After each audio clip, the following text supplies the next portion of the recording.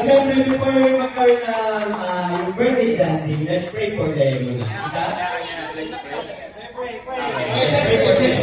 Again, okay, let's pray. Lord, muli kami nagpapasalamat sa araw na ito na pinagkaloob mo sa amin, Lord. Natin nyo lahat ng safe dito sa lugar nito. Salamat sa protection. And thank you, Lord, for another year ng punong-puno ng pagpapala sa buhay ng kapatid namin si Leo. Nalangin po namin na patuloy niyo po siyang pagpalain sa taon na to, ng kanyang buhay, and we pray na mas lalo yung protection siya sa everyday.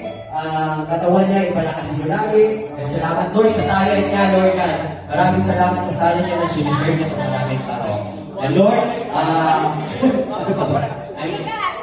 Yes, Spirit, God bless you for Leo, and mas marami siyang maging pagpapala ngayong taon na to. Salamat, Lord God. Muli, sa inyong pinapata sa makulit ko sa salamat. In the name of the Father, in the name of the Jesus, I'll say Amen. Amen. Wala ko yun.